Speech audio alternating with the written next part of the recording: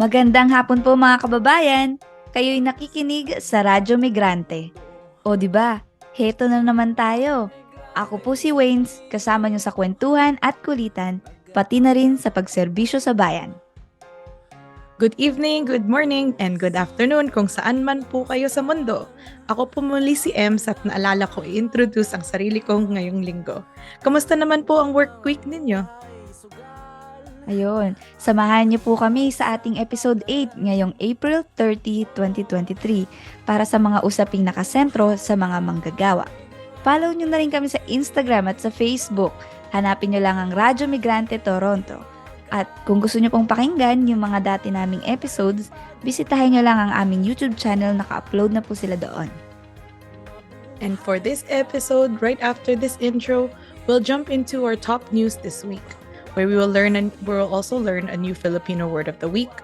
Ano kaya ang word natin ngayon, Wins? After our Filipino lesson, we'll feature another new PULSO segment para maramdaman natin ang pulso ng anong nangyayari sa ating komunidad this week. And then, after the break, mapapakinggan natin ang interview with Danilo de Leon, isang Pilipinong migranteng manggagawa at chairperson ng Migrante Canada. Si Danilo de Leon ay nakatanggap ng deportation order from the Immigration and Refugee Board of Canada o IRB last year na na-delay at ngayon ay sentro na ang kampanyang Let Danilo Stay para sa kanya na sinusuportahan ito ng Filipino community natin. Alamin natin kung ano ang kanyang sitwasyon mamaya sa ating Pinoy TaU segment. At para sa ating top 3 news this week, para sa unang balita, from Inquirer, Center of Human Rights to probe the alleged torture and murder of Tiamzon couple. Ang Center of Human Rights iimbestigahan daw ang reports patungkol sa alleged na pagtorture at pagpatay ng Armed Forces of the Philippines o AFP sa National Democratic Front of the Philippines peace consultants na sina Benito at Wilma Tiamzon at 8 pang biktima. Merong clashing statements between the Communist Party of the Philippines at ng Armed Forces of the Philippines. Ang recent statement released by the CPP says that the couple and 8 others were tortured and murdered, and their bodies were were placed in the boats that were directed toward Taranganan Island off the coast of Samar before these were exploded. End quote. Whereas the AFP stated last year, noong August 22, that the Tiamzons were killed during a clash between suspected rebels and an army riverine patrol in waters of Catbalog and Samar. As the CHR says in its mandate that it is founded on respect for the human rights of all. So I really hope that this is fulfilled during this investigation. As you mentioned, the two, Wilma and Benito, were peace consultants in the Philippines. And did you know, Waynes, that in the Philippines, peace talks between the government of the Philippines and the Communist Party of the Philippines, including the Moro National Liberation Front, were formally introduced in 1992. However, it was during Duterte's presidency where the negotiations formally ceased. Oo, alam naman natin si Benito and Wilma Tiamzons, mga kilala silang peace panel members at consultants. They were activists then during Marcos' dictatorship, and they were crucial in the revival of the peace talks noong 2016 nga, na kung saan they were pushing for comprehensive agreement on social and economic reforms o CASER and the genuine distribution of land. Ang dalawang ito should have been protected under the JASIG or Joint Agreement on Safety and Immunity Guidelines dahil sila nga ay peace consultants and peace panel members. But as per usual, 'di ba? We see this na the government tactic na kung saan they label advocates as terrorists to justify their crimes. But we know that Benito and Wilma Tiamzon are not terrorists. They are peacemakers, they are advocates, they are, servants of the people. At ang pagtorture and alleged torture and killing of Tiamzons is a clear violation of the international humanitarian law. Kaya nga sana nga maimbestigahan yan ng Center for Human Rights. Para naman sa pangalawang balita, from Philippine Star, her joining as producer on Imelda Marcos Broadway musical na Here Lies Love. Ang Filipino-American singer na si Her ay isa sa mga producer na ng Broadway musical na Here Lies Love patungkol sa quote Imeldific end quote na buhay ni Imelda Marcos. Magsisimula ang performance magsisimula ang performances ng Here Lies Love sa June 17 bago ang official opening night on July 20. Pangatlo at huling balita from Global News. PSAC has moved off wage demands, accuses government of stalling. Ang mga miyembro ng Public Service Alliance of Canada o PSAC ay nagsasagawa ng 8-day strike na nagsimula pa noong Miyerkules, April 26. Ang kanilang mga panawagan ay patungkol sa pagpapataas ng sahod ng 13% at more flexibility on working remotely. Dahil sa ang federal government has not met their end of the bargain, ang mga PSAC members ay frustrated dahil sa lack of reasonable offers from the government. Nananawagan din sila kay Prime Minister Justin Trudeau na makilahok naman ito sa mga negotiations na nangyayari. Sabi nga ni Chris Iward, ang National President of PSAC, quote, "The Prime Minister has one of two choices to make. He can either get involved personally and help settle this dispute, or he can turn his back on the workers who are striking." End quote. Patuloy po kayong nakikinig sa Radyo Migrante dito sa Toronto's Best Filipino Community Program, Vibe 105. Natunghayan po ninyo ang mga balita. At ngayon naman, magbalik tanaw tayo sa kasaysayan at kultura ng Pilipinas. Pakinggan po natin. Hello, everyone. My name is co-host M, and welcome to Filipino Word of the Week, where we will share a new Filipino word each week from different languages in the Philippines. Did you know in the Philippines, there are approximately 130 Philippine languages as validated by the Komisyon sa Wikang Pilipino? The main languages include Tagalog, Cebuano, Ilocano, Hiligaynon, Waray, Bicolano, and many, many more. For this week, we bring you the Tagalog word, and also is interchangeable with other languages, is Manggagawa, meaning worker. Sige, Waynes, gamitin na natin. Let's try to give examples to our listeners how we can use Manggagawa in a sentence. Sige, so ang first sentence ko, because of the pandemic, we have a lot of manggagawa who are struggling to make ends meet. And I think about this because of the minimum wage in Ontario, for example, is still not a livable wage considering the continuous the inflation rates. Like the food prices are drastically increasing, and that makes me think about the food insecurity in our city, and how it really is like the root causes of that is income inequality. So that's why that's my sentence for today. Do you have a sentence for? What about you, Ems? What is your sentence? Maraming salamat, Waynes. I agree with what you said. My sentence is, we need to acknowledge the contributions of manggagawa to our society. So, connecting this to the Philippines, did you know, Waynes, na ang gross domestic product ng Pilipinas, 9.3% as per the World Bank is actually from remittances. Yes, I've heard of that. And also, if we also look at the construct of the Philippine population, 75% of Filipinos are peasants, and then 15% are workers, and that's already more than half of the Philippine population.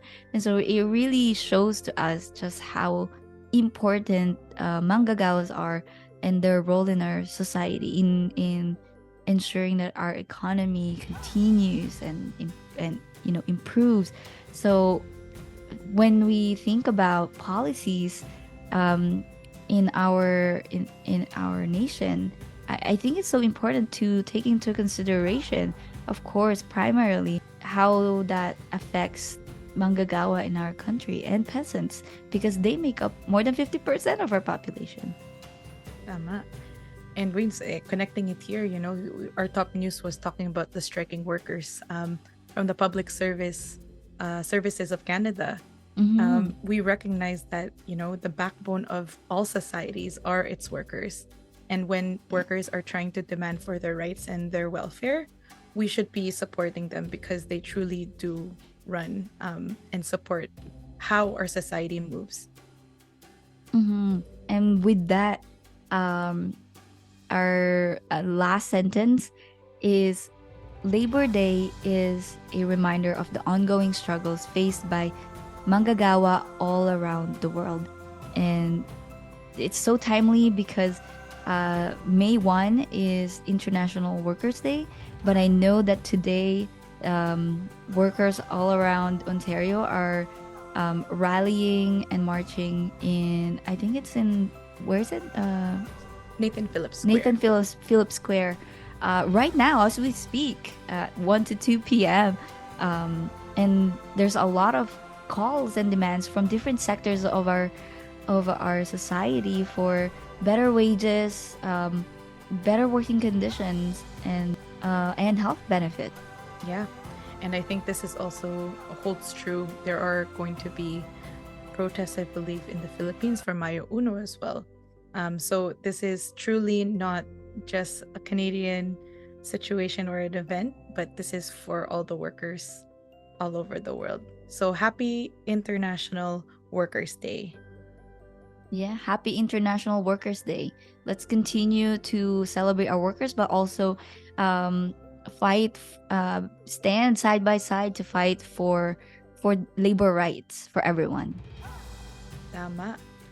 And with that being said, maraming salamat sa pagkikinig, and join us again for next 2 weeks to learn another Filipino word.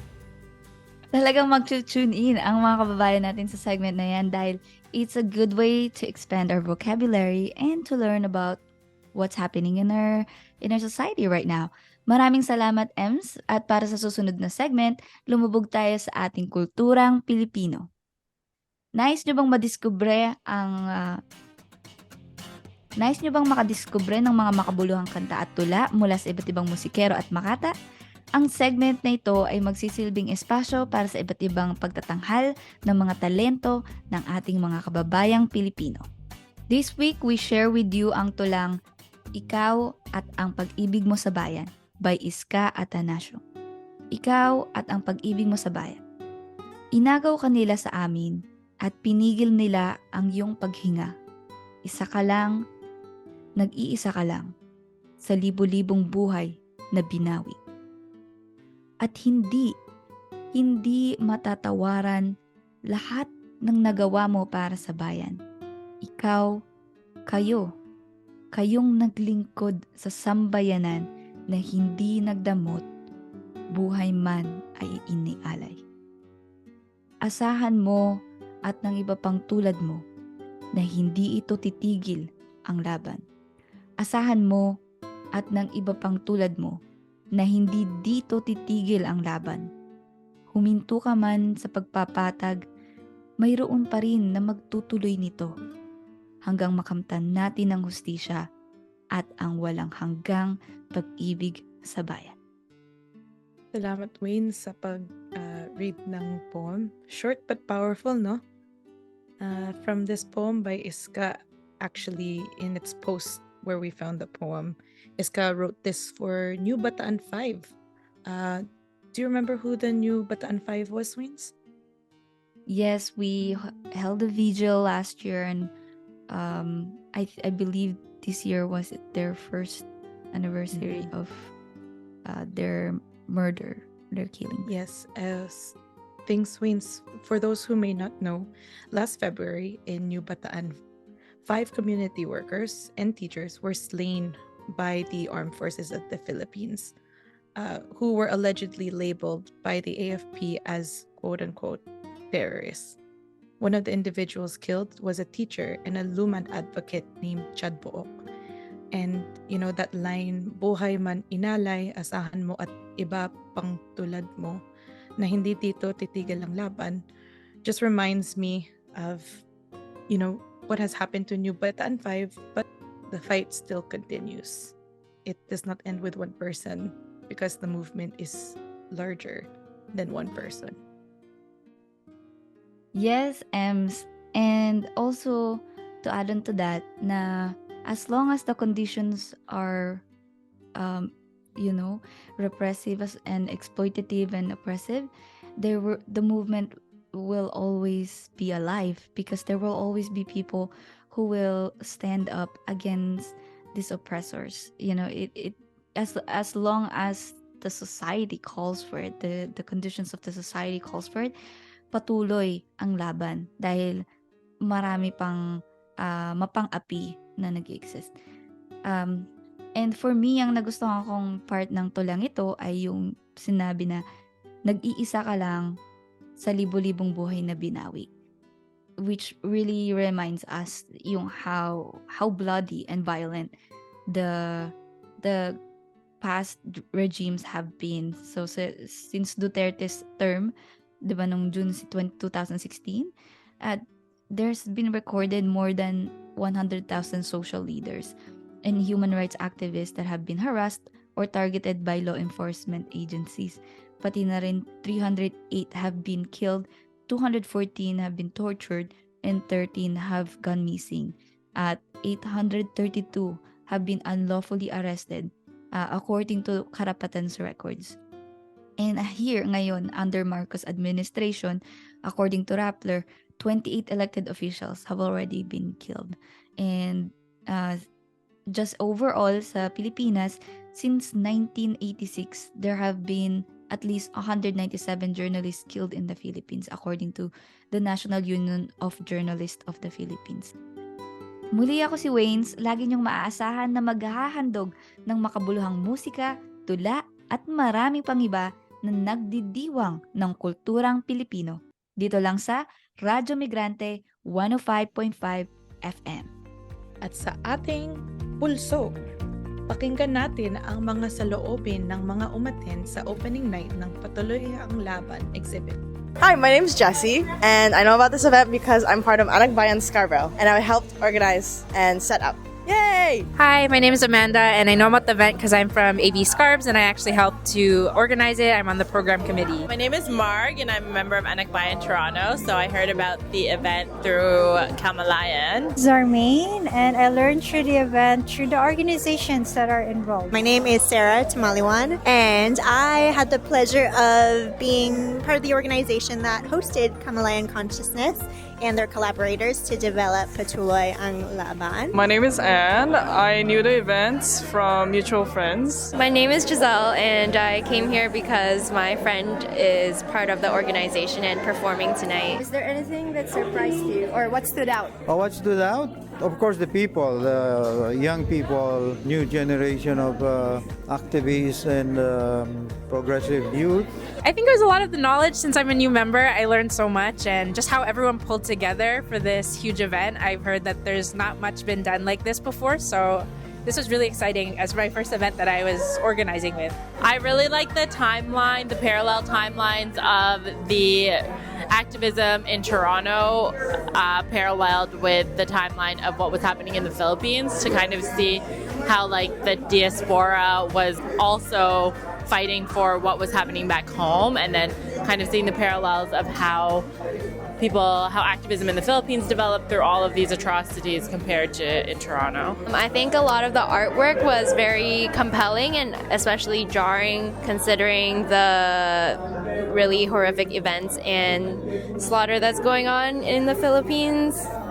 The overwhelming amount of artworks to really visualize the current day issues and past issues that are ongoing to this day. Just seeing how powerful not only gathering in community is and telling stories, but even just seeing the banners from protests in the past, and how much weight they carry and how much history they hold, and how they reflect fights of solidarity and people standing up and resisting and fighting for change, and it being just how long this has lasted, right? So to bring it all under one roof and all together, to all be in conversation with one another, with artwork, with photographs, with stories, with music, with people, so many people.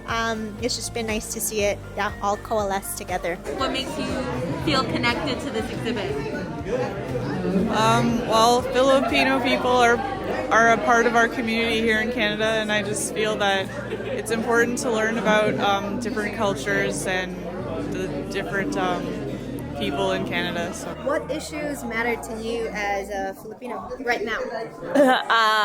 I mean, forced migration, I think, is a big one, and the Philippines selling their people essentially to profit the economy back home. There's so many like creative people part of like these organizations, and it's a way for us to, be expressive in like different ways and also make meaning out of what we do and express it in a creative way. That's also activism for the people. At ayan po ang ating PULSO segment sa linggo nito. Maraming salamat sa mga umaten sa opening night ng Patuloy ang Laban exhibit. Patuloy po kayong nakikinig sa Radyo Migrante dito sa Toronto's Best Filipino Community Program, Vibe 105. Huwag kayong aalis mga kababayan. Makakasama natin si Danilo de Leon, isang Pilipinong migranteng manggagawa, at pag-uusapan natin ang tungkol sa kanyang current situation sa kanyang deportation case. Mapapakinggan po natin yan after the break. Ayan, ako po ang inyong host, ako po si Waynes, para sa ating Pinoy TaU segment o Pinoy Talakayan at Usapan. Dito natin mapapakinggan ang talambuhay ng ating mga kababayan na migrant workers, international students at iba pa. Halina't pakinggan natin ang fresh na perspectives ng ating mga kababayang Pilipino. Kasama natin ngayon ay si Danilo de Leon, isang Pilipinong migranteng manggagawa. Dumating si Danilo sa Canada noong 2009 bilang isang temporary foreign worker para magtrabaho sa Be Clean Company, isang cleaning company sa Alberta, kung saan ang mga manggagawa ay hindi sinisweldohan sa kabuuan ng oras ng kanilang pagtatrabaho, pati na rin ang overtime hours. Mula noon, si Danilo mismo ay naging aktibong miyembro ng mga grupong nagsusulong ng karapatan at kapakanan ng mga migranteng manggagawa dito sa Canada.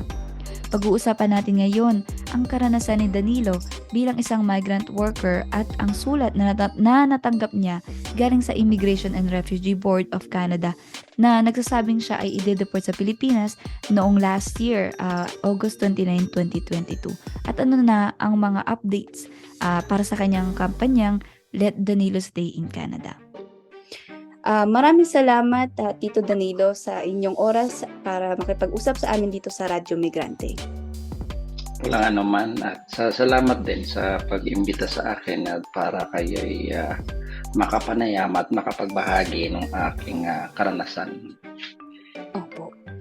Para sa umpisa lang po, pwede po ba kayong magbahagi tungkol sa inyong sarili? Meron akong 2 anak, babae. Isang grade 7 at isang 4th year college, no? Nandun sila sa pangangalaga ng kapatid ko ngayon. Yung kapatid ko na sumunod sa akin. Kasi hiwalay kami ng mom nila at yung mami nila is nasa Qatar, nagtatrabaho rin sa Qatar. So, kaya Nabanggit niyo po Tito na galing po kayo sa pamilyang OFW. yung tatay ko, nag-abroad sa Saudi noong 80s, 83 to 85. Tapos yung kapatid ko, nag-Japan siya for 7 years yata. 7 years. Tapos yung mga pinsan ko sa Jeddah, sa Saudi, 3 kong pinsan. Bali, 4 na pinsan ko. Tapos meron akong tiyuhin na nagbabarko siya, seaman, yung mga ganon yan. Kaya galing ako sa talagang yung uring manggagawa. Talagang iba't ibang puro mga nag-a-abroad, mga nagtatrabaho sa iba't ibang bansa.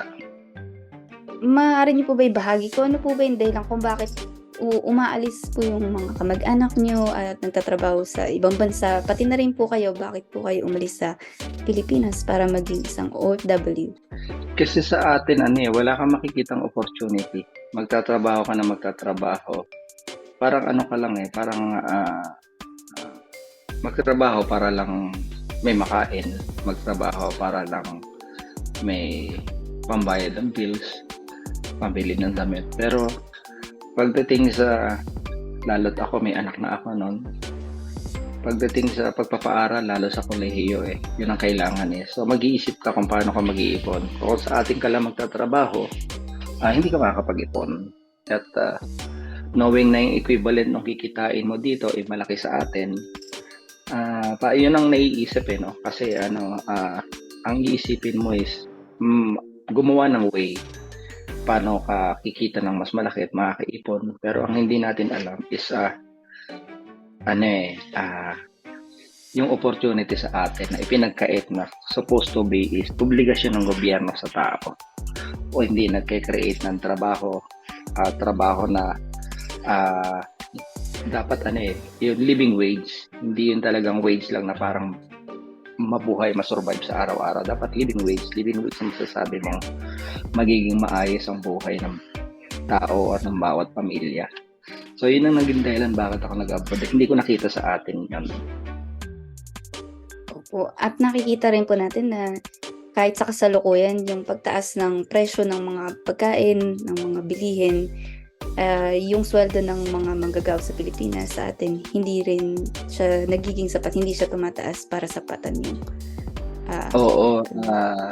yung yung inflation isa yan sa may kalaban ng mga uring manggagawa dahil hindi sapat ang kinikita, bigyan man ng aumento maliit, tapos pagdating sa trabaho sobra-sobra, at isa pa rin ang karapatan ng workers pagdating sa labor law sa atin is nangingibabaw yung mga negosyante. Yung karapatan ng manggagawa wala ilaban mo ang karapatan mo, hindi maganda ang kahihinatnan mo. Yun ang isang sa atin, yung isang pangit, no? Kumbaga parang inaalisan ka ng karapatan bilang manggagawa at inaalisan ka ng karapatan bilang tao na ipaglaban yung karapatan mo. Wala, hindi sa atin iba. Kaya masama ang ng sistema ng gobyerno natin noon pa man. Gusto ko po itanong if kung pwede niyo pong ibahagi kung ano po yung kasalukuyang sitwasyon ng inyo pong deportation case na... Nagsimula ako yung experience ko sa Biklin. Kasi dumating ako dito, hindi ako well informed about sa rights ng isang foreign worker dahil lumaki ako sa pamilya na nag-abroad. Ang alam ko lang pag nasa ibang bansa ka, limited yung rights mo. So dito sa Canada, nung na-experience ko yung use and abuse from supervisors and managers and my employer, the Biklin, natutunan ko yung karapatan ko bilang manggagawa, bilang tao at bilang guest worker na may karapatan ako pagdating sa batas ng Canada na kagaya ng mga taga rito na.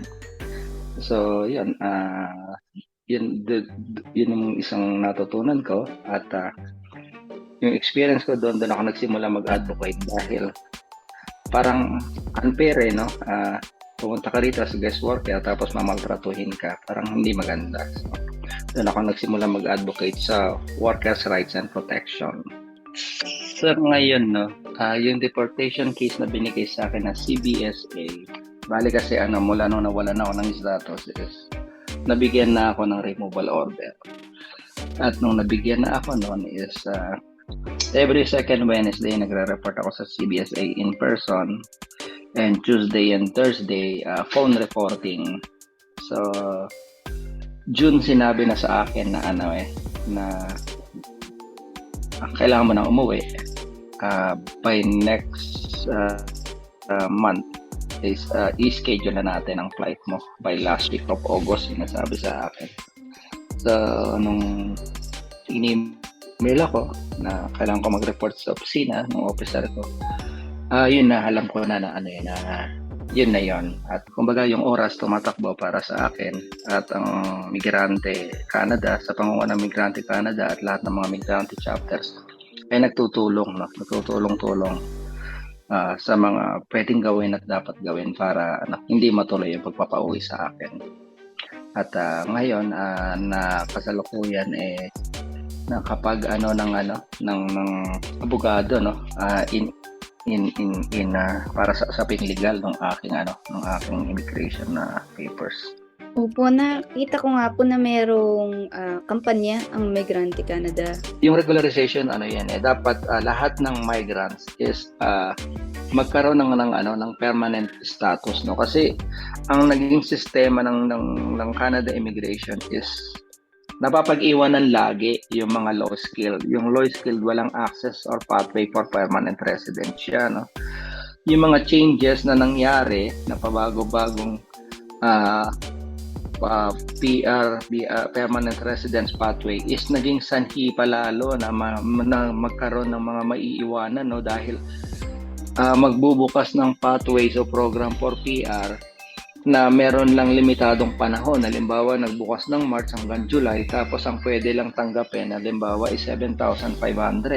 Tapos ang mag-a-apply doon is 100,000. So, workers nagpipit to each other para makapag-apply, makapasok doon, no? So, kaya may napapag-iwanan dahil kung contemporary worker ka, nag-apply ka ron, hindi ka natanggap, tapos ang employer mo, isa pa yung mabagal na proseso ng sa IRCC. Ang employer mo, para makip ka, kailangan mag-apply uli ng LAMIA. Kung mag-a-apply ng LAMIA yun, hindi ganun kadali. Kailangan pa nila ng job posting. Yung job posting may certain days na kailangan tumakbo yun, no? Bago maano yung LAMIA. At yung LAMIA na pag-a-apply, depende pa rin sa sa track record of ng employer mo. Kung employer mo ay merong history of complaint, patay na ang LAMIA mo niyan, malabo nang ma-approve. So yung mga ganon na dapat ayusin, no? Kaya ang panawagan natin, regularization for all undocumented must be regularized para matapos na yung temporary na na yun yung nagli-lead sa sa pagiging undocumented, yung temporary, kasi maraming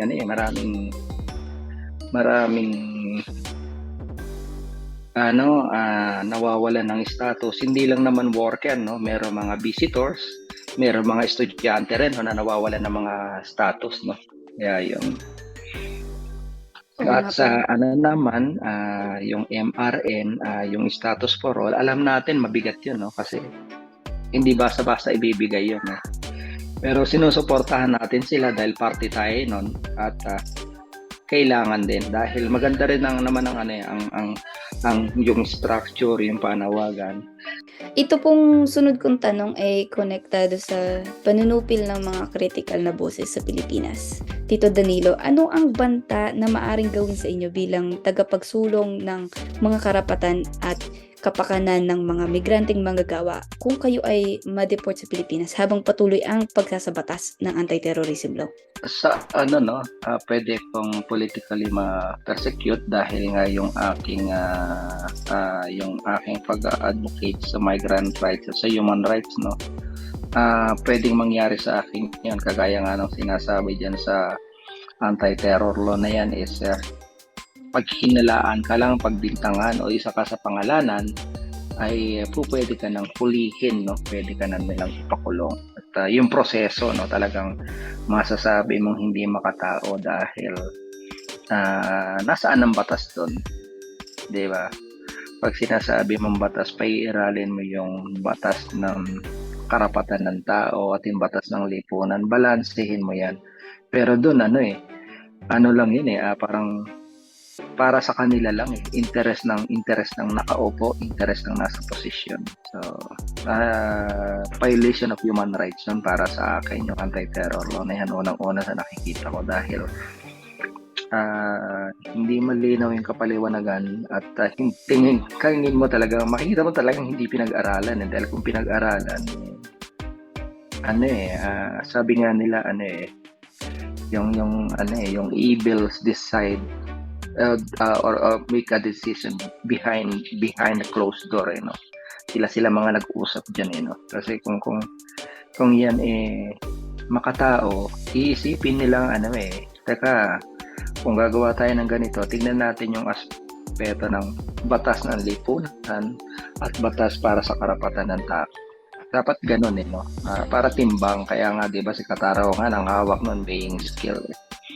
Dapat ganun timbangin kasi ang tao bilang parte ng lipunan ay dapat pinoproteksyonan ng gobyerno nakaupo.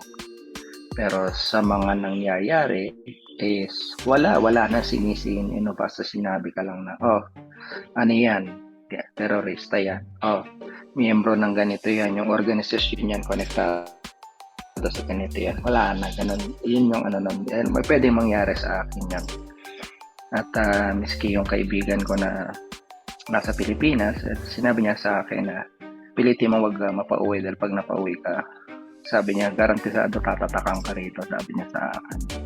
Kanina nag-message siya kanina umaga dahil nakita niya sa news. Kaya yun, kaya mahirap. May banta sa aking seguridad na pwedeng mangyari yun sa akin.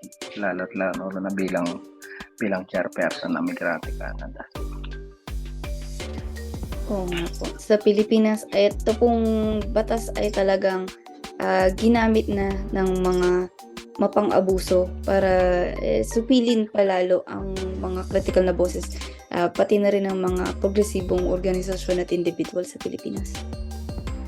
Ano yun sa akin, no? Isa yung tool nila na panakot at patahimikin.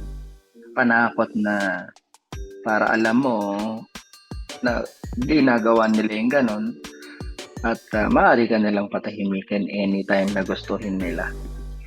So, hindi siya batas na para proteksyonan talaga ang mga tao at ang lipunan, yung soberanya natin na proteksyonan. Hindi. Proteksyonan lang yung posisyon nila dahil kasi ayaw nila ng kritiko, ayaw nila nung napupuna sila sa mga ginagawa nilang mali. Umabot na po tayo sa ating huling tanong para sa interview ngayong araw na to. Meron po ba kayong gusto pang ibahagi sa mga ating kababayan na nakikinig ngayon? At kung meron po kayong may babahagi ko ano ang pwedeng magawa ng mga individual o organisasyon para masuportahan pa ang migranteng manggagawa. Unang-una nagpapasalamat ako sa iyo sa pag-interview para yung aking istorya. At ang gusto ko ay ang panawagan ko ay sa mga komunidad at sa mga nakakakilala at sumusuporta sa akin is unang-una ipagdasal ako. Pangalawa, suportahan yung kampanya na mapatigil yung pagpapauwi sa akin at yung kampanya ng Migrante Alberta na ginagawa para sa akin at yung sa aspetong legal yung sa fundraising at yung sa Migrant Rights Network petition suportahan. At siguro kailangan regardless of the race and status, kailangan natin ipakita yung pagsuporta, no? At pag tataguyod ng karapatan doon sa ng mga manggagawa dahil ito na rin siguro ang isang magandang way. Yung aking karanasan is sana maging daan para makinig ang gobyerno, lalong-lalo na ang ating Prime Minister na si Justin Trudeau, ang immigration na si Minister Sian Fraser, kung talagang sila ay talagang seryoso sa regularization program at gumawa ng regularization para sa undocumented, ang dapat unang gawin is patigil yung mga deportation, patigil yung pagpapa-deport. Yun dapat ang unang-una. At kung talagang seryoso sila, hindi na nila kailangan pag-aralan ng matagal, no? Kasi marami ng research na ginawa tungkol dyan Tingnan na lang nila yun, no?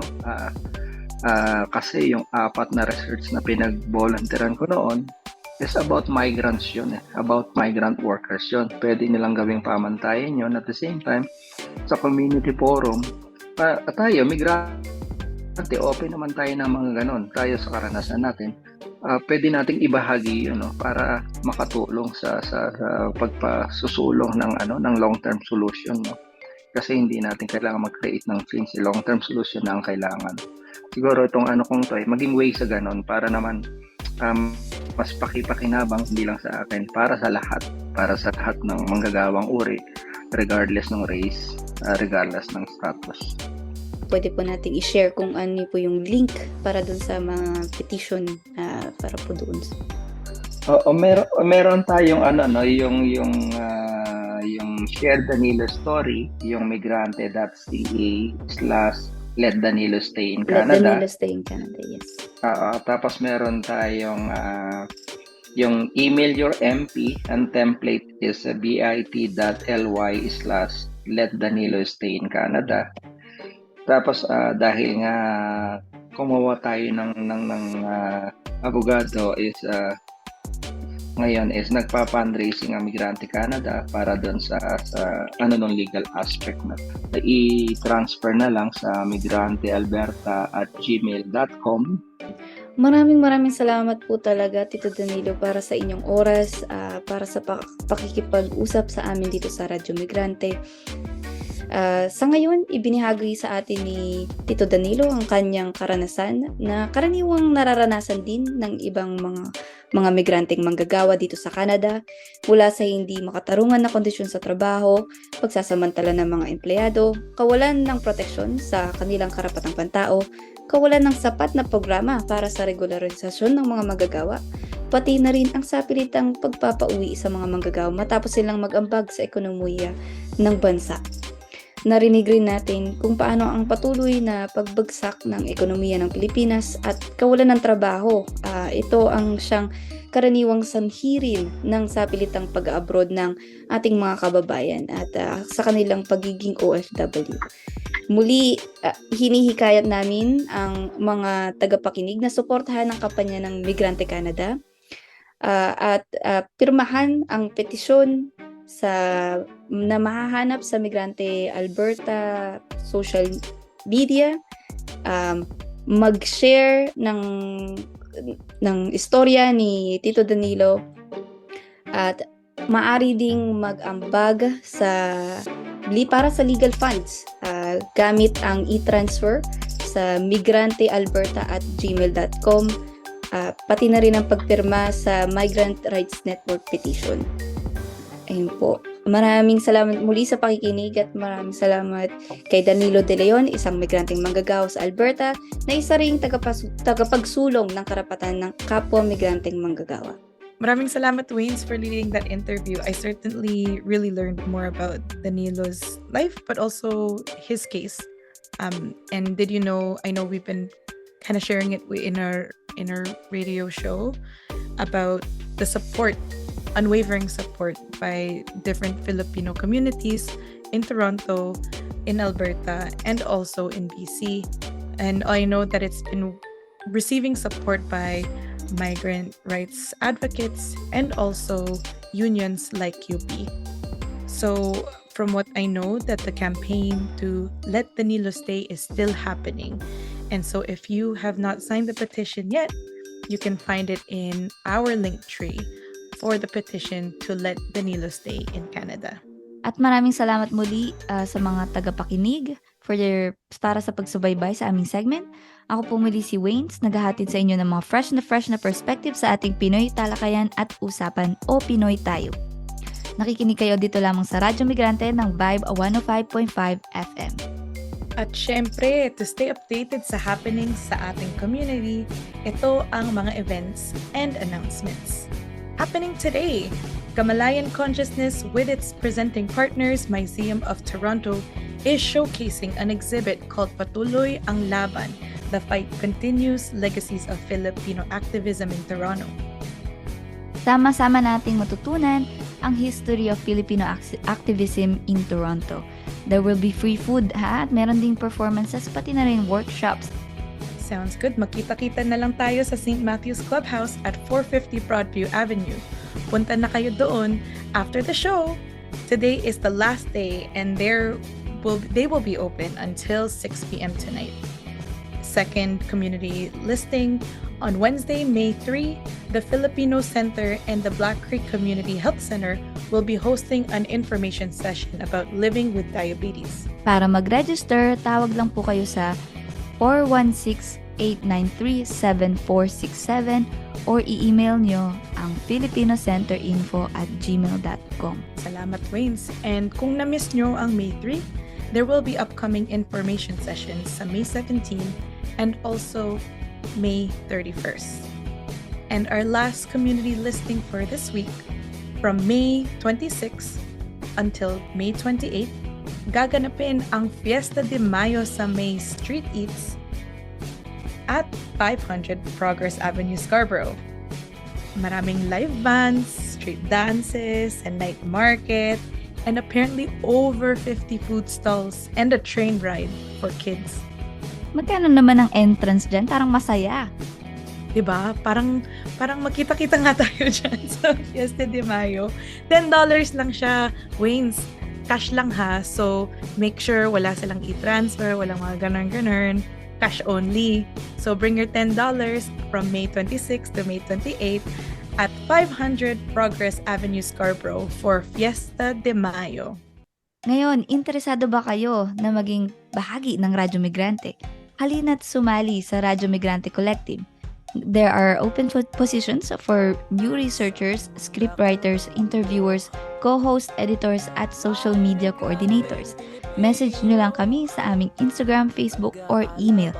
Mahanap nyo kami sa Radyo Migrante o Radyo Migrante Toronto.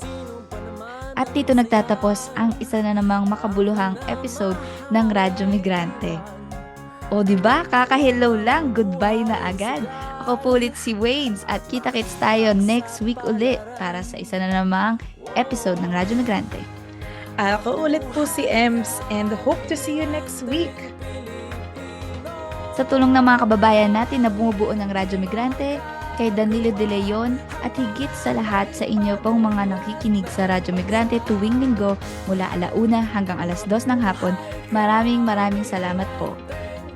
At para po sa ating huling awitin, pakinggan po natin ulit ang Migranteng Pilipino ni Carl Ramirez. Hanggang sa susunod mga kababayan, muli, Mabuhay po kayo at mabuhay ang bayang Pilipinas!